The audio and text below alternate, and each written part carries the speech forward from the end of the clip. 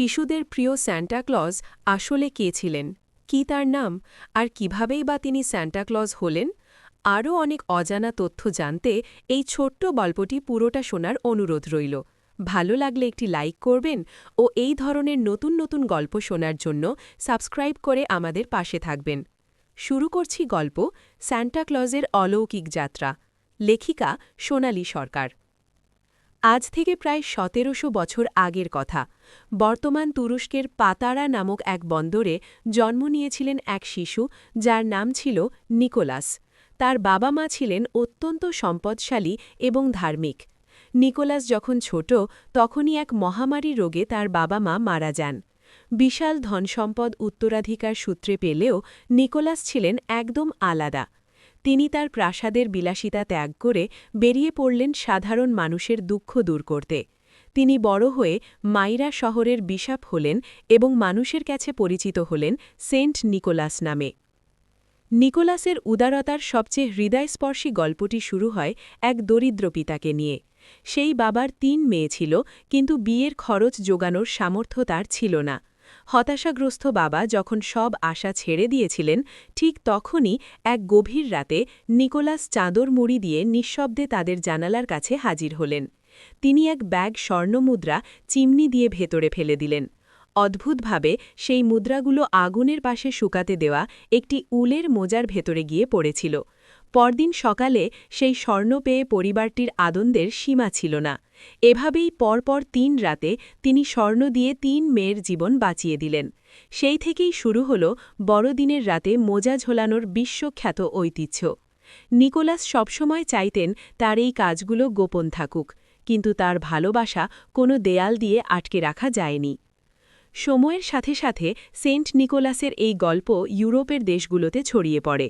Holland বা নেদারল্যান্ডসে তার নাম হয়ে যায় সিন্টারক্লাস। ওলন্দাজরা যখন আমেরিকায় বসতি গড়ল, তখন তাদের উচ্চারণে সিন্টারক্লাস শব্দটি ধীরে ধীরে পরিবর্তিত হয়ে আজকের পরিচিত সান্টা ক্লজ নাম ধারণ করল। ১৮২৩ সালে প্রকাশিত একটি কবিতা এবং ১৮৬৩ সালে আঁকা থমাস নাস্টের কার্টুনগুলো স্যান্টাকে আজকের এই ভুঁড়িওয়ালা, হাসি খুশি এবং লাল পোশাকের রূপদান করে। গল্পটি তখন আরও রহস্যময় হয়ে ওঠে যখন জানা যায় যে স্যান্টা এখন আর তুরস্কে থাকেন না। তিনি বাস করেন পৃথিবীর উত্তর মেরুতে, যেখানে চিরকাল বরফ জমে থাকে। সেখানে তার এক বিশাল জাদুকরী দুর্গ রয়েছে। সেই দুর্গের ভেতরে রয়েছে পৃথিবীর শ্রেষ্ঠ খেলনা তৈরির কারখানা। সেখানে বাস করে শত শত ক্রিসমাস এলফ বা জাদুকরী বামন কারিগর। এই এলফরা সাধারণ মানুষ নয়, তারা বাতাসের চেয়েও দ্রুত হাতে কাজ করতে পারে। কেউ কাঠ কেটে নিখুঁত খেলনা বানায়, কেউ বা রঙিন সুতো দিয়ে অলৌকিক সব পুতুল তৈরি করে। এলফদের কাছে একটি বিশাল বিহেভিয়ার লেজার থাকে, যেখানে পৃথিবীর প্রতিটি শিশুর প্রতিদিনের আচরণের হিসাব রাখা হয়। যারা সারা বছর ভালো হয়ে থাকে তাদের জন্য স্যান্টা এবং এলফরা বিশেষ উপহার তৈরি করেন। বড়দিনের আগের রাত যখন আসে, তখন উত্তর মেরুর আকাশে জাদুর ছোঁয়া লাগে। স্যান্টা তার সেই বিখ্যাত লাল পোশাক পরে তার বিশাল জাদুর ঝোলা নিয়ে স্লেজ গাড়িতে চড়েন। এই গাড়িটি টেনে নিয়ে যায় ৮টি জাদুকরী বলগা হরিণ: Dasher, Dancer, Prancer, Vixen, Comet, Cupid, Donner এবং ব্লিটজেন। সবাই যখন কুয়াশায় পথ হারিয়ে ফেলে, তখন সবার আগে থাকে লাল নাকওয়ালা হরিণ রুডলফ। তার নাকের জলজলে আলো কুয়াশা ভেদ করে স্যান্টাকে পথ দেখায়। তারা সেকেন্ডের মধ্যে এক দেশ থেকে অন্য দেশে উড়ে যায় এবং কোটি কোটি শিশুদের বাড়িতে উপহার পৌঁছে দেয়।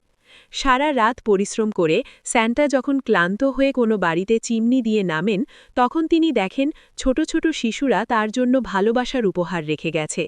টেবিলের উপর সাজানো থাকে ১ গ্লাস তাজা দুধ এবং ১ থালা সুস্বাদু বিস্কুট। স্যান্টা তৃপ্তি ভরে সেই খাবার খান এবং বিনিময়ে তার জাদুর ঝোলা থেকে উপহার বের করে মোজার ভেতরে রেখে যান।